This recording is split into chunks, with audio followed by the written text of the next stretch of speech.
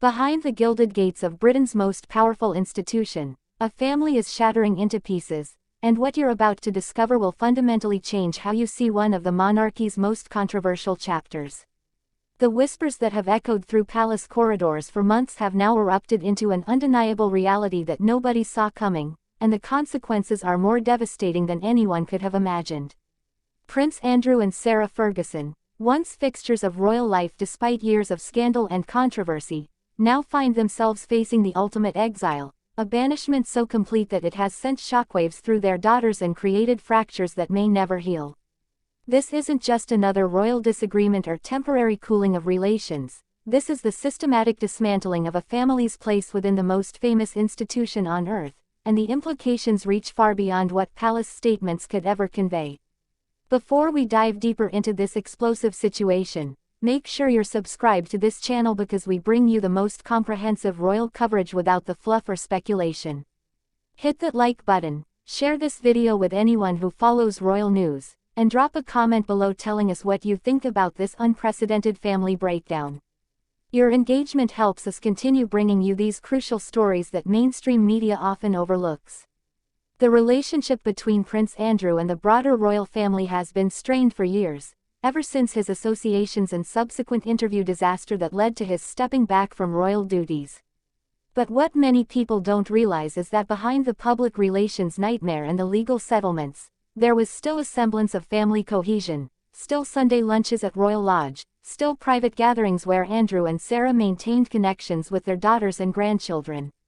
That fragile thread has now been severed in ways that insiders describe as irreversible.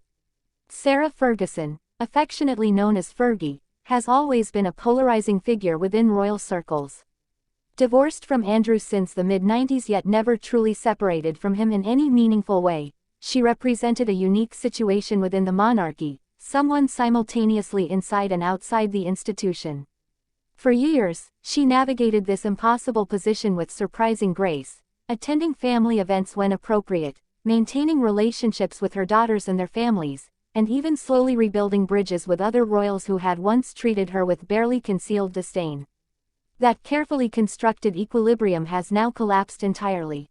The banishment, as sources close to the family describe it, didn't happen overnight. It was a gradual process of exclusions, cancelled invitations, and increasingly clear messages that Andrew and Sarah were no longer welcome in the spaces they once occupied. King Charles, determined to streamline the monarchy and distance the institution from anything resembling scandal or controversy, made decisions that prioritize the crown over family bonds. While some might argue this represents responsible leadership and necessary boundary setting, others see it as a cold calculation that has sacrificed personal relationships on the altar of public perception. Princess Beatrice and Princess Eugenie find themselves in an impossible position, caught between loyalty to their parents and their own desire to maintain standing within the royal family. These young women, who have always been devoted daughters, now face a choice that no child should have to make. Did they stand by their father and mother, knowing it might mean further marginalization from royal events and opportunities? Or do they distance themselves from their parents to preserve their own place within the institution and ensure their children can grow up with connections to their royal heritage? The rift this has created goes deeper than simple disagreements over attendance at events or who gets invited to Christmas at Sandringham. We're talking about fundamental fractures in trust, communication, and family identity. Beatrice and Eugenie have reportedly expressed devastation at watching their family unit disintegrate, not through their own choices but through circumstances largely beyond their control and decisions made by relatives who seem more concerned with institutional preservation than personal relationships. What makes this situation particularly heartbreaking is the timing. Sarah Ferguson has faced her own health battles recently, challenges that would typically bring families closer together. Instead, these difficulties have unfolded against a backdrop of increasing isolation and exclusion. The support system that should have surrounded her during vulnerable moments has been compromised by the very institution her ex-husband was born into. Andrew, meanwhile, faces his own demons, watching as the life he once knew disappears piece by piece, taking with it not just his public role but his place within his own extended family. The implications of this banishment extend beyond just Andrew and Sarah. Their grandchildren, the next generation who should have grown up surrounded by cousins and royal traditions, now face an uncertain relationship with that heritage. Family gatherings become complicated negotiations rather than joyful celebrations. Birthdays, holidays, and milestone moments are now shadowed by questions of who will be invited, who will attend, and what awkward explanations must be given to children too young to understand adult politics and institutional priorities. Palace insiders describe an atmosphere of tension whenever the York family situation arises. There are those who believe King Charles has taken necessary steps to protect the monarchy's reputation and ensure its survival in an increasingly skeptical modern world.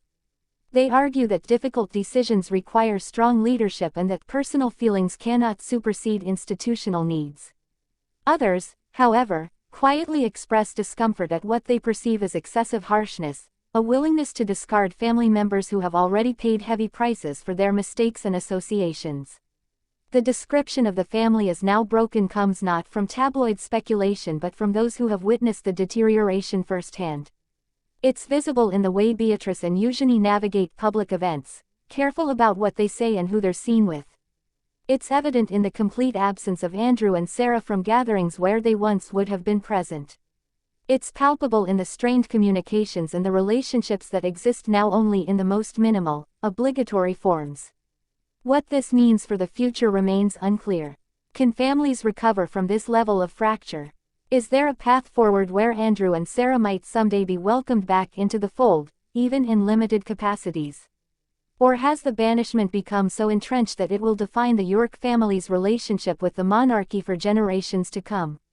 The answers to these questions will shape not just individual lives but the very nature of what it means to be part of the royal family in the 21st century. The human cost of institutional decisions rarely gets adequate attention in royal coverage. We focus on the politics, the public relations, the historical precedents, but we sometimes forget that behind every palace announcement are real people experiencing real pain.